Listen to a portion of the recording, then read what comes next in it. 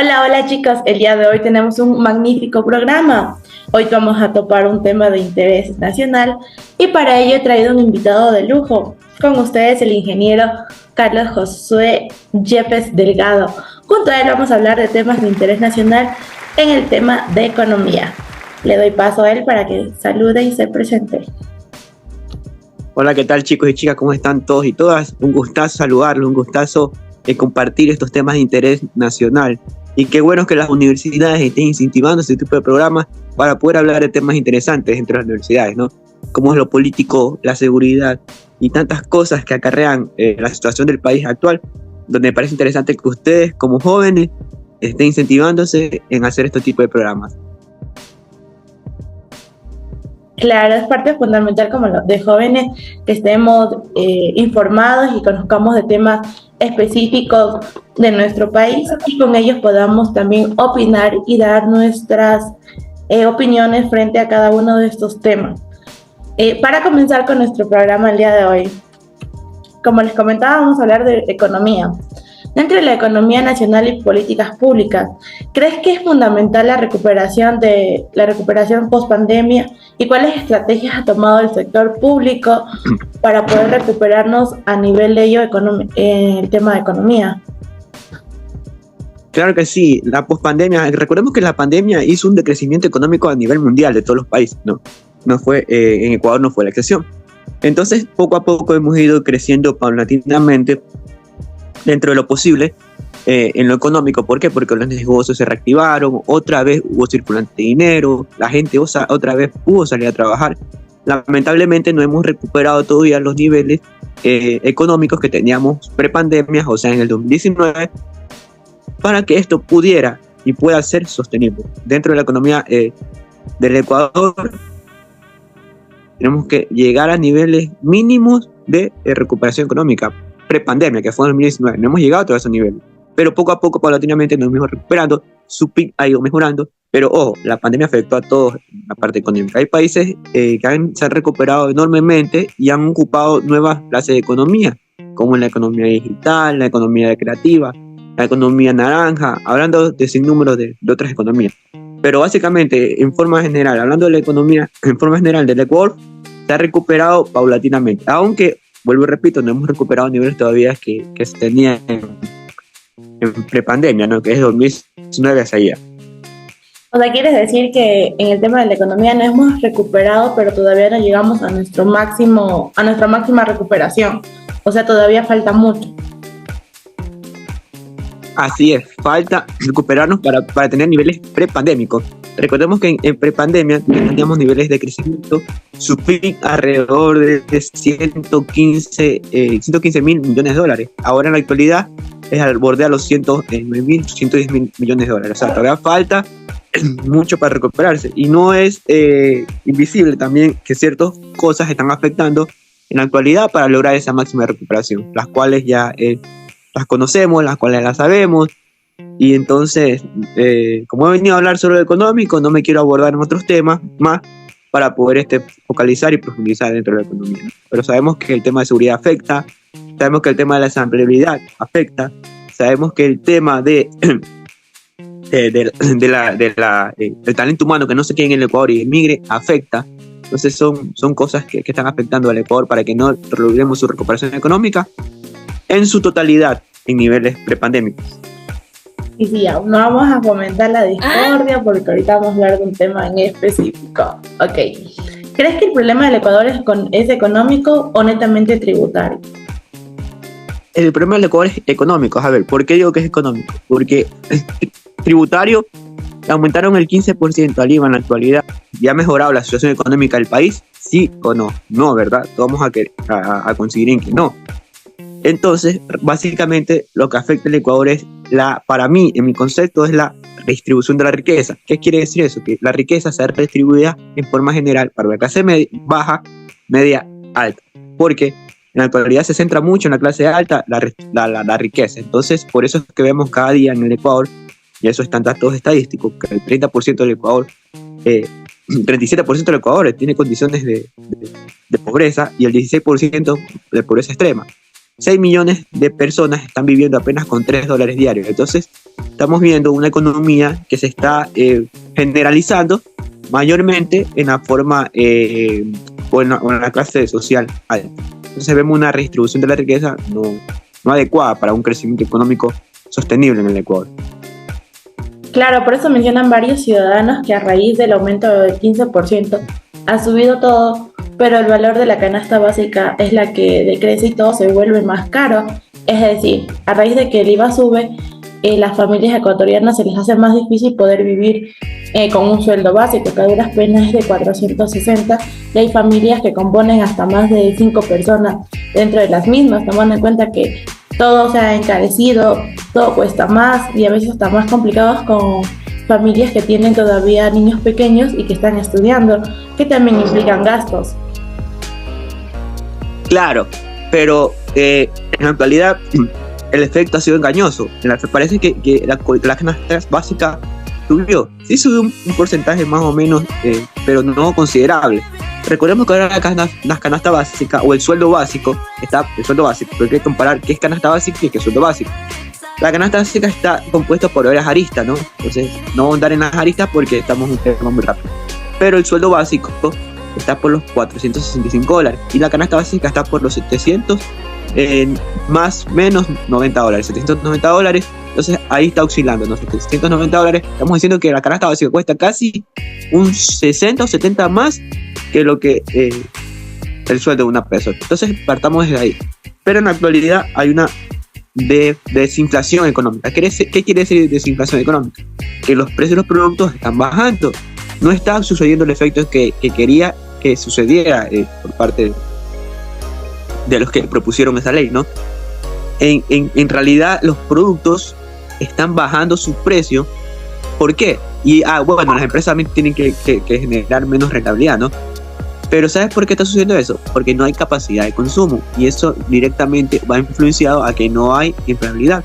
Recordemos que el 32% de la población ecuatoriana solo tiene estabilidad laboral, digamos, los que trabajan o son afiliados al IES o tienen algún tipo de beneficio de ley. Pero el subempleo está llegando casi al nivel del 70%, y una desempleabilidad alrededor más o menos del 30 al 35% en el Ecuador. Esos son datos críticos y graves, por eso también repercute en ciertas cosas económicas de magnitudes mayores, como es la subida de precios. Si tú subes precios como vendedor o como productor, ¿qué va a pasar? Nadie te va a comprar porque no hay capacidad de consumo. Claro, sí se ha visto bastante que en el tema de lo que es ventas ha bajado bastante, porque el mismo hecho de que no hay flujo monetario, entonces no se puede llegar a comprar ciertas cosas. También se habló de que hubo un nuevo endeudamiento junto al FMI. ¿Cómo nos puedes hablar sobre eso? ¿Y estás de acuerdo con aquello? Yo estoy de acuerdo con cualquier tipo de financiamiento que primero venga a ayudar al Ecuador, que primero ponga al Ecuador por delante, que venga a levantar la economía. Sea el FMI, sea de la China, sea de Perú, sea de Estados Unidos, sea de cualquier tipo de banco que quiera invertir en el Ecuador. Ahora, ¿qué es lo importante? Que esos créditos o esas personas que te prestan o esas entidades que te prestan no condicionan al Ecuador. Que no condiciona, por ejemplo, te presto pero tienes que disminuirme el gasto público. Eso tiene que netamente ser autónomo del Ecuador. ¿En qué gasta o en qué no gasta ese dinero? O en qué invierto o en qué no invierte ese dinero. Entonces, básicamente, sí estoy de acuerdo con los créditos. Ojo, no con los créditos del Fondo Monetario Internacional que a veces te condicionan. Con créditos. Si el Fondo Monetario Internacional no te condicionara, perfecto. Pero hay ciertas condiciones que te pone el Fondo Monetario Internacional. Y ahí vamos a un debate. Llega el dinero y se va. ¿Por qué? Porque ese dinero básicamente sirve para pagar deuda externa. No sirve para reinvertir en el Ecuador. Si tú pagas deuda externa, es como que tú tengas, te presten $10 y tú esos $10 no lo inviertes, sino que le pagues a una persona que le debes, no se va a ver. Y tú quedas con la sobreendeudamiento. Y recordemos que el sobreendeudamiento del Ecuador está alrededor del 80%. Del 80%. El endeudamiento ya nos quieres decir que estás de acuerdo con los créditos, pero estás en desacuerdo de la no buena utilización de estos dineros. O sea, estos dineros deberían ser para el crecimiento del país, más no para tapar una deuda que ya se tiene. Exacto, estoy de acuerdo con eso, que se invierta en el Ecuador y también que las entidades públicas y privadas que te lleguen a prestar al Ecuador no condicionas al Ecuador. Ejemplo, decirle de reducirme el gasto público. ¿Qué significa reducir el gasto público? Desemplear a gente, gastar menos. Entonces, para poderte prestar, no es una de las luchas que se ha venido realizando durante este tiempo, la lucha que se ha venido realizando este tiempo en la parte económica, porque vengan créditos, pero créditos que realmente den solución al Ecuador, a la problemática del Ecuador, que es económico, como lo volví a repetir. Ya, ok. Si hablamos de sectores estratégicos, ¿tú crees que la industria petrolera y fluctuaciones en los precios del petróleo y su impacto en la economía, cómo afecta o cómo beneficia al sector petrolero como tal? Recordemos que la industria petrolera en el Ecuador genera riqueza alrededor del 30% de su PIB. Es bastantísimo, hartísimo dinero que está en juego. Entonces, directamente, cuando bajan los precios del petróleo en el Ecuador, a nivel mundial, porque esto es a nivel de escala mundial, y nosotros recordemos que no refinamos. Nosotros el petróleo refinado lo importamos, y el petróleo crudo lo exportamos. Entonces, básicamente, tiene un valor el precio del barril de petróleo refinado y otro el crudo. Entonces, partamos de ahí, ¿no? Que Ecuador solo vende petróleo crudo. Desde ese punto de vista, esa arista, si baja el precio del petróleo, ahora nosotros tenemos solo petróleo crudo, ese tipo de industria, va a afectar de sobremanera al Ecuador en caso de que baje el petróleo, porque el PIB del Ecuador depende del 30% de la economía. Por eso cuando baja el petróleo, en muchos casos, el Ecuador entra en crisis. Vamos a entrar en crisis y genera alrededor del 30% de la economía. Es bastantísimo. Entonces ahí dependemos de otro tipo de inventos, de otro tipo de modelos de negocios, de industrias para poder sostener al Ecuador. Pero indudablemente la parte petrolera es fundamental para sostener la estabilidad económica en el Ecuador. Sí. Y ahorita que conmigo está más un vaivén, incluso han bajado los precios, la producción petrolera ha bajado un poco y ya se está también viendo repercutiendo en la parte económica, ¿no? Si hablamos en el tema del turismo, ¿crees que el turismo es importante para la recuperación, hablando en el tema de la post-pandemia, y cómo esto ayuda para que el Ecuador vuelva a tener su flujo monetario? A ver, recordemos que aparte del turismo, que tiene una economía a nivel de escala mundial importante, recordemos lo más importante del turismo, y esta clase de economía se llama economía naranja, que es la que contamina casi nada o cero. El turismo primero te ayuda a que casi contamines casi nada, porque vas a la playa, bueno, por ahí, te comes tu heladito y son cultos.